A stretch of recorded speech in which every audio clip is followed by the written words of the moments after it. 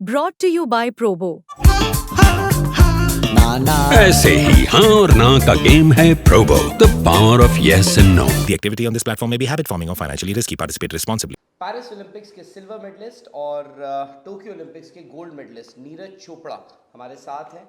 नीरज, बधाई आपको। Thank you. आज की सुबह और कल की सुबह, यानी जिस दिन आपको खेलने जाना था और जिस दिन आप एक सिल्वर मेडलिस्ट बन चुके हैं, ओलंपिक्स ख़त्म हो चुका है, क्या फ़र्क है उसमें? उसमें बस यही फ़र्क है कि कल माइंड में ये था कि हाँ खेलना है, अच्छी परफॉर्मेंस देनी है, और आज वो ख़त्म हो चुका है पूरा, और अब वो जा चुका है और अपनी कंट्री के लिए सिल्वर जीता है, तो वो डिसाइड हो चुका है ऑलरेडी। और अभी बस वही है कि अभी आगे जो आने वाले कंपटीशन है उन पे ध्यान देना है। कंधे थोड़े हल्के लग रहे हैं? कंधे तो फिर से भर जाएंगे, क्योंकि ये तो चलता रहेगा सिलसिला, जब तक खेल रहे हैं कुछ ना कुछ आता ही रहेगा। फिर अगले साल वर्ल्ड चैंपियनशिप आ जाएगी, फिर कॉमनवेल्थ एशियन गेम्स, फिर एलए ओलंपिक्स, तो ये तो चलता रहेगा। जब तक शरीर काम कर रहा है तो खेलते रहेंगे अच्छे से। नीरज चोपड़ा एक कॉम्पिटिटर, एक फियर्स कॉम्पिटिटर जिसको हर कंपटीशन जीतना है, उसके अलावा नीरज चोपड़ा बतौर इंसान कौन है, क्या अच्छा लगता है जब आपको लगता है कि मैं आज compete नहीं कर रहा हूँ, ट्रेनिंग नहीं कर रहा हूँ, हो सकता है अब कुछ वक्त आप ना करें ट्रेनिंग, थोड़ा आप ब्रेक लें, क्या करते हैं आप उसमें? बस डिपेंड करता है कहाँ पे हूँ। अगर मैं घर पे हूँ तो मैं कोशिश करता हूँ कि भाई फैमिली के साथ टाइम बिताऊँ, घर पे उनके साथ बैठूँ, घर का खाना खाएं आराम से। और अगर मैं जैसे पटियाला होते थे, अगर हम फ्री हैं तो हम कभी वॉलीबॉल का मैच खेल लेते थे या कभी बाहर चले जाते थे घूमने फिरने। और मैं अगर फ़ॉरेन में ट्रेनिंग कर रहा होता हूँ, जब फ्री डे होता है तो डिपेंड करता है कहाँ पे हूँ, तब थोड़ा बहुत आसपास घूम लेते हैं। तो सिंपल सी चीज़ है जी, और तो ऐसा कुछ नहीं होता। अच्छा, आप घर जाएंगे, क्योंकि अब आप ज़्यादातर वक्त अपना जो है या तो साउथ अफ्रीका या फिर यूरोप में बिताते हैं, ट्रेनिंग उसकी वजह एक बड़ी रही है। घर जाएंगे, घर का माहौल, घर पे बात भी होती होगी। कल जब आप सिल्वर मेडल जीते, आपकी माँ ने ना एक बड़ी अच्छी बात कही। उन्होंने कहा जो गोल्ड जीता है ना, वो भी हमारा ही बच्चा है। तो बड़ी अच्छी, क्योंकि इसको ऐसा देखा जाता है इंडिया पाकिस्तान राइवलरी। आपका क्या कहना है इस पे? नहीं, मैं वही बताता हूँ कि जो आ, मेरी माँ हैं और वो बहुत ही एक ऐसे बैकग्राउंड में रहते हैं गांव के उसमें, तो उनको सोशल मीडिया टीवी पे क्या न्यूज़ है उनसे कोई लेना देना नहीं है, क्या रिलेशन चल रहे हैं इंडिया पाकिस्तान के। वो जो इनके मन में होता है एक माँ के, उसमें जो वो सिंपल वही चीज़ बोलते हैं, और वही है। और अपने यहाँ पे आदत है थोड़े वैसे क्वेश्चन पूछने की, तो निकलवाते हैं कुछ ना कुछ, पर वो बहुत अच्छे से उसको जो उनके मन में होता है वो बोलती हैं। और वही है, एक माँ के दिल की तरह बोलती हैं। तो वो चीज़ अब अपने ऊपर है, कुछ लोग वो चीज़ अजीब भी लग सकती है, कुछ लोग अच्छी भी लगती है। तो नहीं, ज़्यादातर लोगों को खैर इस बात का बड़ा अच्छा लगा, उन्होंने जिस हिसाब से रिस्पॉन्ड किया। अच्छा नीरज, कल आप कंपटीशन ख़त्म हुआ, आते हैं, आपने बड़ी लंबी चौड़ी बातें करी जर्नलिस्ट से मीडिया कॉन्फ्रेंस में। एक चीज़ आपने बात करी, क्योंकि अरशद नदीम भी आए हैं, बहुत अच्छा उनका एक बैकग्राउंड नहीं रहा है फिनेंशियली। ये जो ब्रांड्स हैं आपके पास, आज बहुत सारी इंडोर्समेंट्स हैं, ओमेगा भी है, आपने एक बड़ी शानदार घड़ी भी पहनी हुई है। ये किसी भी एथलीट के लिए ब्रांड्स कितने ज़रूरी होते हैं, ब्रांड्स या फिर जो एक ये फाइनेंशियल सिक्योरिटी देते हैं?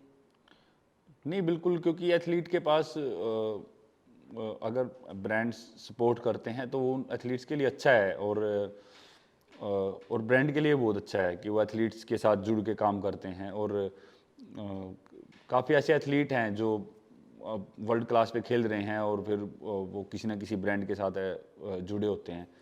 तो वही है, पहले ये चीज़ कम थी, अभी धीरे धीरे करके, पहले ये चीज़ मतलब ओलंपिक एथलीट्स के पास कम था, अभी ये बढ़ रही है। तो अच्छा है, एथलीट्स को सपोर्ट मिलती है और उनको प्रेरणा मिलती है कि आगे हम और अच्छी परफॉर्मेंस देनी है। और वही है कि अब वो थोड़ा स्टेबल हो जाते हैं इस चीज़ से। अच्छा, एक वर्ल्ड क्लास एथलीट को देश से बाहर जाने की क्या ज़रूरत है? अगर हमें दूसरा नीरज चोपड़ा चाहिए या फिर हमें और नीरज चोपड़ा चाहिए, क्या हम इंडिया में वो फैसिलिटीज़ नहीं दे सकते? मैं मानता हूँ वेदर, क्लाइमेट, वो सब चीज़ें हैं, अब हमें वो देखना पड़ेगा। नहीं, ऐसा कुछ नहीं है। इंडिया में मैंने बहुत ट्रेनिंग की है। टोक्यो ओलंपिक से पहले मैं इंडिया में ट्रेनिंग कर रहा था। मैंने भुवनेश्वर में ट्रेनिंग की और फिर पटियाला कैंप में ट्रेनिंग कर रहा था। बस ये है कि हाँ, टोक्यो ओलंपिक के बाद जिस तरीके से काफ़ी चीज़ें बढ़ी और काफ़ी कुछ ना कुछ रहता ही था, कभी इधर जाना है कभी उधर जाना है, तो मेरा सबसे मेन वही फोकस था कि ट्रेनिंग कंटिन्यू रखनी है और ट्रेनिंग नहीं छोड़नी है। तो इसलिए ये डिसीजन लिए कि हाँ, शायद से बाहर हमको ट्रेनिंग करनी चाहिए और सबसे ज़्यादा फोकस स्पोर्ट्स पे रखना चाहिए, और वही माइंड में थी वो चीज़। एथलीट कोई रोल मॉडल रहे हो जब आप नहीं, ज़ेलेज़नी के थ्रोज देखना और वो स्टार्टिंग से बहुत पसंद था, और अभी भी मतलब उनकी जो बेस्ट है, one of the best technique है अगर हम वर्ल्ड के सभी एथलीट्स की बात करें तो वही है। अगर एथलीट उसमें जेवलिन में बात करें तो वही हैं सबसे जो बेस्ट मुझे लगते हैं कि हाँ, जिन्होंने ऐसे कंसिस्टेंट परफॉर्मेंस दी है और बहुत ही अच्छी थ्रोज लगाई हैं, तो वही अच्छे लगते हैं। कोई बकेट लिस्ट है जो आप सोचते हैं कि खेलों के अलावा कि मुझे ये करना है, यहाँ घूमने जाना है, इससे मिलना है, कोई ऐसी कोई बकेट लिस्ट?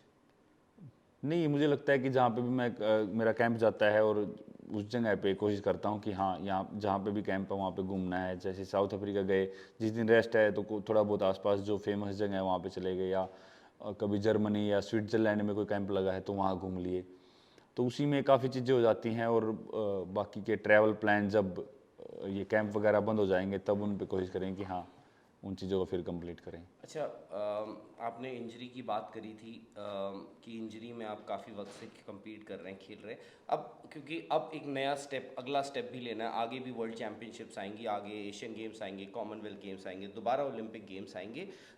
हम कुछ बदलाव देख सकते हैं। सर्जरी शायद से आपके डॉक्टर्स अगर आपको अलाउ करते हैं या एडवाइस करते हैं सर्जरी के लिए, बट सपोर्ट स्टाफ में आप उसको एक्सपैंड कर सकते हैं, कुछ ऐसे बदलाव हो सकते हैं? हाँ, देखते हैं, वो डॉक्टर से मिलेंगे, बात करेंगे, और जैसा भी रहेगा वो जो भी बताएंगे, उनका जो डिसीजन होगा उसके हिसाब से फिर मैं अपनी टीम से बात करके वो करूँगा।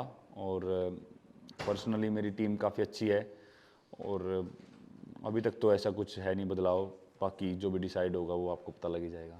बिल्कुल नीरज, हमें बिल्कुल पता लगेगा, और हमें ये भी पता है और ये भी पता लगेगा आने वाले वक्त में कि नीरज चोपड़ा एक चैम्पियन एथलीट हैं।